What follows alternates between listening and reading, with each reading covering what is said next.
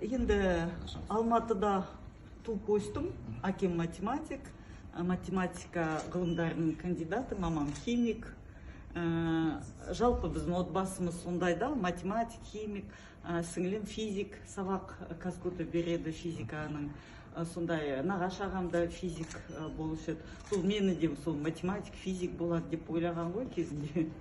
Бірақ осылай адасып гуманитарий болып қалдық әрі-бері. Негізі мектептен кейін экономикаға түсіп едім, политэкономияға. Өйткені мектепте жалықтырды, бүкіл бәр сабақтар қызық болды да мен үшін. Әсіресе сол математика, физика, кәдімгідей өзім 2-ші сыныпта жүріп, кітап дүкенінде Перельман, живая математика, занимательная физика сияқты кітаптарды сатып алып, оқып жүрдім. Бірақ кішкене сабақтар сондай өтті да, адамды жалықтыратын. Және де шын айтатын болса, сыныпта менен басқа ешкім оқығысы да келмеді. Осындай ортада жүргенде 10-ші сыныпқа дейін математикадан да шаршадық, физикадан да шаршадық.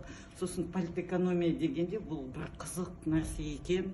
Өзі бұл жаратылыстану сабақтары сияқты, как естественные науки, заңдылықтар бар, сонымен бірге қоғамды зерттейді деп политэкономияға бардым. Әрине, ол совет заманда таза идеологиялық сала болды. Совет идеология, марксизм, ленинизм, сондай-сондай. Сосын бір факультетте біздермен философтар оқығаннан кейін философия үйірмесіне қатысып, кейбір философтардың лекцияларын тыңдап жүрдім. Сосын мен сол политэкономия бойынша диссертация қорғағым келді. Сендер енді ниш болғаннан кейін, Назарбаев интеллектуалдық мектеп болғаннан кейін балалар түсінетін шығар. Анау парадигма, ғылымның парадигма не екенін түсінетін шығарсыз, иә? Әрбір ғылымның өзінің бір бұлжымайтын аксиомалары бар. Мысалы, Евклид геометрия, ол там пересекаются, не пересекаются деген әңгімелер. Бірақ оның сыртында ол бір парадигма, сол көне заманнан келе жатқан. 19-ші ғасырда Евклид емес геометрияның басқа сол аксиомаларды жоққа шығарып, басқа аксиомаларды алып, соның негізінде басқа ғылымды жасады. Евклид геометриясы оның бір ғана бөлігі болып қалды. Сол сияқты менің де идеям болды, біз оқыған саяси экономика, ол мынандай адамдар физически трудқа негізделген ғой. Карл Маркс, Адам Смит, сендер өтесіз бе, өтпейсіз бе ондай нәрселерді. Олардың бүкіл айтқан саясат экономиясы, ол саяси экономиясы бәрі адамның физикалық еңбегіне негізделген. Өйткені мынандай заңдылық бар. 10 адамды алсақ, екі кездейсоқ, екі топ, 10 адам, тағы да 10 адам алсақ, әрбір адам басқа адаммен күші әртүрлі болуы мүмкін. Бірақ орташа алғанда мынау оңдық және мынау оңдық күші бірдей болып шығады. Өйткені статистика бойынша ортақ болып кетеді. Соның үшін физикалық еңбектің құны, оны санау ол бір нәрсе. Бірақ біз 80-ші жылдардың аяғында алдымызда ғылыми техникалық революция, информатика заманы тұр деген ойлар сол кезде айтыла бастаған ғой. Қарасаң, ғалымның я басқа өнертапқыштың еңбегін былай өлшеуге болмайды. Сағатымен, уақытымен. Өйткені бір Эйнштейн отырып, анау жерде 1000 адам жиналса да, өмір бойы еңбектенсе де бір Эйнштейннің еңбегін жасай алмайды. Бәрі. Эйнштейн бір сағатта жасаған да, аналар өмір бойы жасай алмайды. Соның үшін мынау саяси экономияның классиктері айтып кеткен парадигма жаңа заманға келмейді деп мен өзімше әуестеніп, сол басқа бір нәрсені табамын деп ойымды айтсам, саяси экономия мұғалімдеріміз, профессорлар мені тыңдап түсінбейді.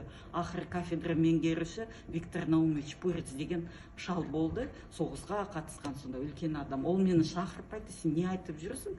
Мұғалімдердің бәрі кафедрада айтады, зира түсініксіз бір нәрсе айтып жүр деп. Сосын мен осындай тақырыпта диплом жазғым келеді, диссертация жазғым келеді дегенде, ол айтып бер деді. Айтып бердім. Сосын ол тағы да айтып бер деді. Екінші рет айтып бердім. Сосын ол айтты, бұл идеяң сен керемет, күшті, бірақ әлде 50 жылдай біздің доктор, академиктер бұны түсінбейді, бұны сен диссертация ретінде қорғай алмайсың, соның үшін басымызды қатырмай басқа тақырып ал деген ғой. мен ондайға көнгім келмеді, сосын философияға келіп қалдым. Өйткені философия ол негізі сондай басқа ғылымдардың негізін, парадигмаларын зерттейтін ғылым. Соның үшін ғылымның философиясымен 2 жылдай айналысып жүрдім аспирантурада. Қазір мынау PhD, докторантура дейді ғой, ол кезде аспирантура бізде. Сонымен айналысып жүргенде уже 10 шақты мақалам шықты бұл тақырыпқа, ғылыми жинақтар тағы сондай. Әжем қайтыс болды да, бізді өсірген, жеткізген, тәрбиелеген нағашы әжеміз қайтыс болды. Мен 24 жасымда, мүшел жас, қатты соқ қалдым, көпке дейін есімді жия алмай жүрдім.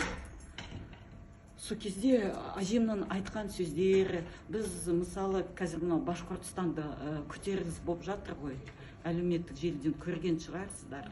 Бағана мен репост жасадым, Башқұрттың бір әнші, мынандай кәдімгідей реп айтатын, брейк билейтін бір әншісі үндеу жасаған екен әлеуметтік желілерде. Жас жігіт жылап отырып айтты, мен анандай біз экстремист емеспіз, біздің жерімізді, тілімізді қорғап қалуымыз керек, өйткені қазір біз Башқұртстанда жүріп, күнде естейтініміз, бұл Ресей, біз орыстармыз, орысша сөйлеңдер деп.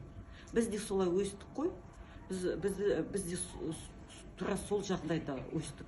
Сендер оны түсінбейсіңдер, Құдайға шүкір. Сендер оны қазіргі жастар, жалпы 40-тан жас адамдар оны сезбейтін шығар. Ол үлкен жетістік. Қазақша сөйлеп отырғанымыз, сендер қазақша мектеп оқып жүргеніңіз. Ол үлкен жетістік. Осы тәуелсіздіктің арқасы.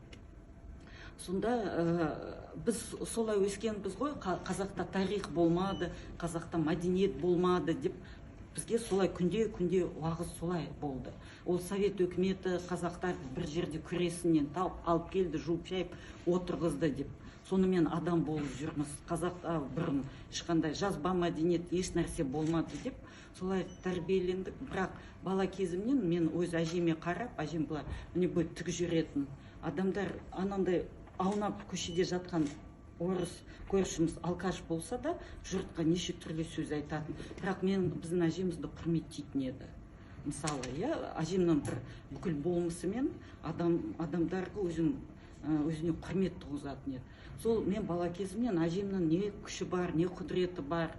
Біз қазақ осындай халық, нашар халық болсақ, қандай, неге менің әжем осындай, ол ешқандай совет мектепте оқымаған адам ғой, жаза алмайды, оқи алмайды, мынандай кириллицамен оқи алмайды екен.